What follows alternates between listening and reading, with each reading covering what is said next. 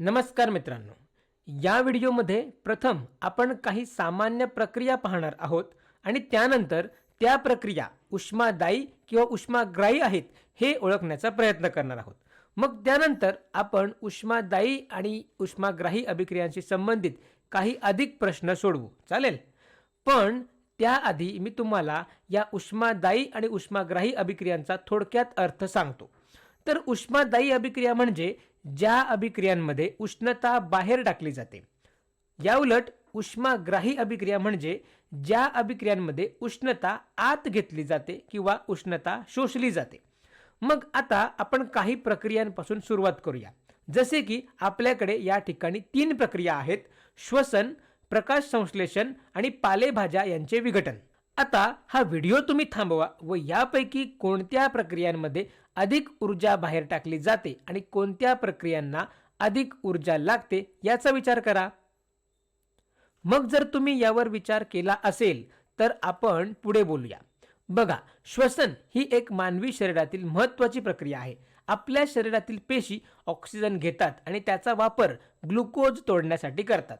या प्रक्रियेत आपल्याला जगण्यासाठी, धावण्यासाठी आणि खेळण्यासाठी लागणारी ऊर्जा मिळते। म्हणूनच ही प्रक्रिया ऊर्जा बाहेर टाकते। त्यामुळे श्वसन ही उष्मादायी प्रक्रिया आहे।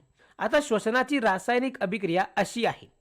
या ठिकाणी या ग्लुकोजला तोडण्यासाठी ऑक्सिजनचा वापर केला जातो आणि यातून कार्बन डायऑक्साइड, पाणी आणि ऊर्जा बाहेर पडते की जी ऊर्जा आपल्याला आपल्या दैनंदिन क्रिया करण्यासाठी मदत करते।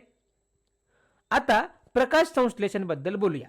तुम्हाला आठवत असेल की वनस्पती या प्रक्रियेचा उपयोग जवळजवळ संपूर्ण सजीव सृष्टीसाठी अन्न बनवण्यासाठी करतात। त्या कार्बन डायऑक्साइड, पाणी आणि सूर्यप्रकाशातून मिळणाऱ्या ऊर्जेचा उपयोग ग्लुकोज बनवण्यासाठी करतात। त्यामुळे इथे ऊर्जा वापरली जात असल्यामुळे याला उष्माग्राही प्रक्रिया म्हणतात। हे बघा, त्यामध्ये होणाऱ्या रासायनिक अभिक्रियेचे समीकरण आहे। या ठिकाणी कार्बन डायऑक्साइड आणि पाण्यापासून ग्लुकोज बनवण्यासाठी सूर्यप्रकाशाची ऊर्जा वापरली जाते आणि म्हणूनच प्रकाश संश्लेषण ही प्रक्रिया उष्माग्राही आहे। आणि तुम्ही हे देखील पाहू शकता की प्रकाश संश्लेषणातील अभिक्रिया ही श्वसनामधील अभिक्रियेच्या पूर्णपणे विरुद्ध आहे। पहा, श्वसनामध्ये कार्बन डायऑक्साइड, पाणी आणि ऊर्जा तयार होते, तर प्रकाश संश्लेषणात ग्लुकोज बनवण्यासाठी कार्बन डायऑक्साइड, पाणी आणि ऊर्जा वापरली जाते। त्यामुळे मला हे असे लक्षात ठेवायला आवडते की प्रकाश संश्लेषण श्वसनापेक्षा पूर्णपणे विरुद्ध आहे। श्वसन उष्मादायी आहे, ते ऊर्जा बाहेर टाकते, तर प्रकाश संश्लेषण उष्माग्राही प्रक्रिया आहे, त्याला ऊर्जा लागते। आता पालेभाज्यांचे विघटन याबद्दल बोलूया। हे थोडे अवघड आहे। पहा, यात विघटन हा शब्द आहे। आता उष्मादायी आणि उष्माग्राही अभिक्रियांमधील व्हिडिओमध्ये आपण पाहिले की सामान्यतः विघटन म्हणजेच अपघटन अभिक्रिया, ज्यामध्ये एक मोठा रेणू लहान रेणूमध्ये अपघटित होतो, त्याला जास्त ऊर्जा लागते। म्हणजे सर्वसाधारणपणे अपघटन अभिक्रिया उष्माग्राही असतात, पण सर्वच अपघटन अभिक्रिया या उष्माग्राही नसतात।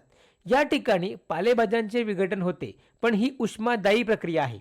मुळात काय होते, जेव्हा आपण न वापरलेल्या भाज्या किंवा फळे टाकून देतो, तेव्हा जीवाणू आणि बुरशी त्यावर प्रक्रिया करतात आणि त्यांचे विघटन करतात। या प्रक्रियेमध्ये खूप ऊर्जा बाहेर पडते आणि म्हणूनच ही एक उष्मादायी प्रक्रिया आहे। मी हे असे लक्षात ठेवतो की जेव्हा तुम्ही भाजीपाला टाकून देता तेव्हा तो कुजतो आणि त्याचे खत बनते आणि या खतामुळे वनस्पतींना ऊर्जा मिळते। त्यामुळे या प्रक्रियेत ऊर्जा बाहेर पडते आणि म्हणून पालेभाज्यांचे विघटन ही उष्मादायी प्रक्रिया आहे। आता पुढे बघा, आपल्याकडे या अभिक्रिया आहेत। मग चला, त्या उष्मादायी अभिक्रिया आहेत की उष्माग्राही अभिक्रिया आहेत हे ओळखण्याचा प्रयत्न करूया। प्रथमतः तुम्ही हा व्हिडिओ थांबवा व स्वतः हे ओळखण्याचा प्रयत्न करा। जर तुम्ही प्रयत्न केला असेल तर चला आपण पाहूया। पहा, पहिल्या अभिक्रियेत आपण पाहू शकतो की बाणावर उष्णता किंवा डेल्टा असे लिहिले आहे। याचा अर्थ ही अभिक्रिया सुरू होण्यासाठी किंवा पुढे जाण्यासाठी उष्णतेची गरज आहे आणि आपल्याला माहित आहे की ज्या अभिक्रियांना उष्णतेची गरज असते त्यांना उष्माग्राही अभिक्रिया म्हणतात। तर हे उष्माग्राही अभिक्रियेचे उदाहरण आहे। आता पुढची अभिक्रिया पाहूया।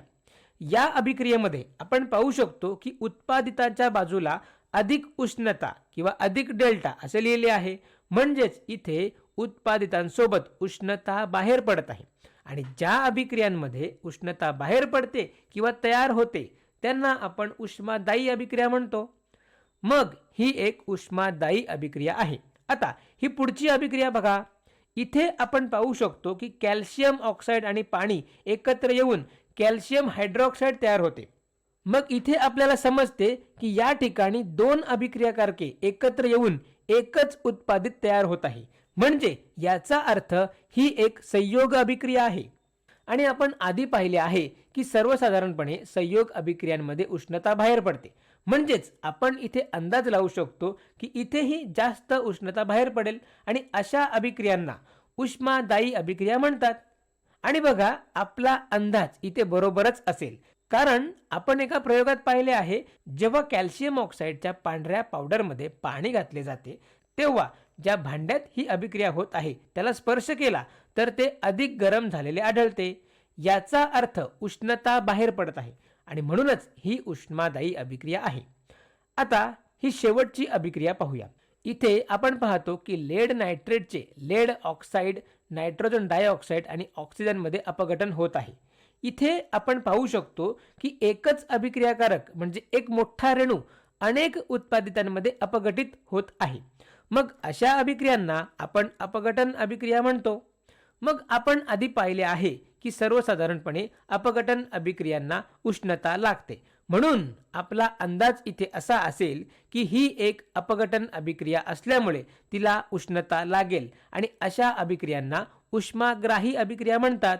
मग या ठिकाणी आपण अंदाज लावूया की ही एक उष्माग्राही अभिक्रिया आहे. आणि हो, आपला अंदाज बरोबर असेल, कारण आपण एका अभिक्रियेत पाहिले आहे की जेव्हा आपण लेड नायट्रेट गरम करतो तेव्हा आपल्याला नायट्रोजन डायऑक्साईड नावाचा तपकिरी रंगाचा वायू मिळतो आणि या अभिक्रियेत आपल्याला कोणतीही उष्णता किंवा प्रकाश मिळत नाही. त्याउलट आपल्याला लेड नायट्रेट गरम करावे लागते. या ठिकाणी काही उष्णता द्यावी लागते आणि म्हणूनच ही एक उष्माग्राही अभिक्रिया आहे. तर अशा प्रकारे आपण उष्माग्राही आणि उष्मादायी अभिक्रियांशी संबंधित अनेक उदाहरणे पाहिली. तर या व्हिडिओमध्ये इतकेच. धन्यवाद.